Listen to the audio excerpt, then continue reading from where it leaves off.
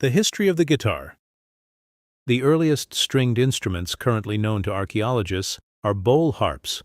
For millennia, people made bowl harps using, for example, tortoise shells as resonators, with a bent stick for a neck and one or more gut or silk strings. The world's museums contain many such harps from the ancient Sumerian, Babylonian, and Egyptian civilizations. Around 2500 to 2000 BC, more advanced harps, such as the beautifully carved 11-stringed instrument found in the tomb of Queen Shubad in ancient Mesopotamia, now modern-day Iraq, started to appear. The tambur probably developed from the bowl harp. It was different from the bowl harp in that its neck was straightened out to allow the strings to be pressed down to create more notes. Tomb paintings and stone carvings in Egypt indicate that harps and tamburs, plus flutes and percussion instruments, were being played together 3,500 to 4,000 years ago. Archaeologists have also found many similar relics amongst the ruins of the ancient Mesopotamian civilization. Many of these instruments have survived into modern times in almost unchanged form. For example, folk instruments of the region such as the Turkish saz and Afghan panchtar.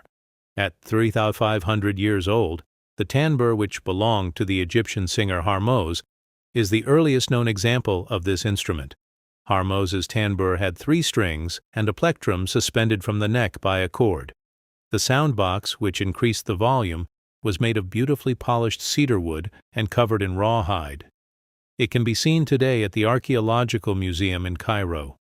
In order to distinguish guitars from other stringed instruments, it is helpful to have a broad definition of the guitar. Music expert Dr. Michael Kasha defines a guitar as having a long, fretted neck, flat wooden soundboard, ribs, and a flat back, most often with sides that curve inwards. The oldest known visual representation of such an instrument is a stone carving at Alaka Hayuk in Turkey, which shows a 3,300-year-old instrument with a long neck and sides that clearly curve inwards. The name guitar comes from the ancient Sanskrit word for string, tar. Many popular stringed instruments used in Central Asia today have existed in an unchanged form for several thousand years, as shown by archaeological finds in the area. Many have names that end in tar, with a prefix indicating the number of strings, such as the dodar, a 2-stringed instrument found in Turkestan, and the Persian 3-stringed sitar and 4-stringed chartar. The Indian sitar almost certainly took its name from the setar, but over the centuries it evolved radically, following the Indians' own aesthetic and cultural ideals.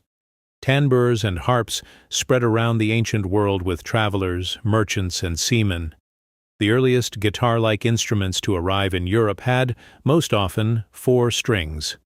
Many such instruments, and variations with from 3 to 5 strings, can be seen in medieval illustrated manuscripts.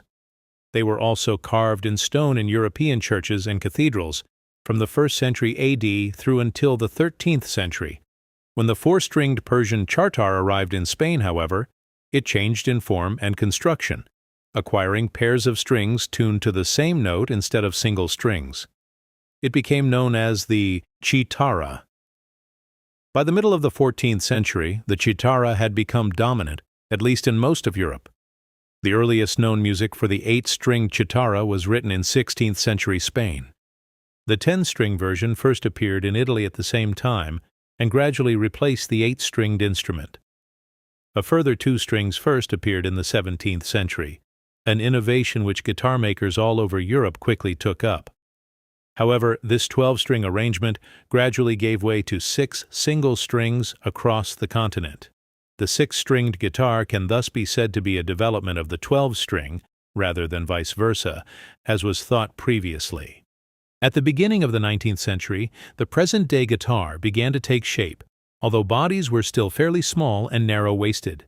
The modern classical guitar first appeared in its current form in the mid-19th century, when the Spanish guitar maker Antonio Torres increased the size of the body, altered its proportions, and introduced the revolutionary fan-braced top. His design radically increased the volume and improved the tone of the instrument, and very soon became the norm. This design has remained essentially unchanged to this day. At the time when Torres made his breakthrough, German immigrants to America, among them Christian Friedrich Martin, began making guitars with X-braced tops, steel strings, which became widely available several decades later in the early 1900s, offered the promise of a much louder guitar, but the increased tension was too much for the fan-braced top. The stronger X-braced top proved equal to the job and quickly became the industry standard. At the end of the 19th century, guitar manufacturer Orville Gibson added steel strings to a body constructed like a cello, a combination which produced more volume.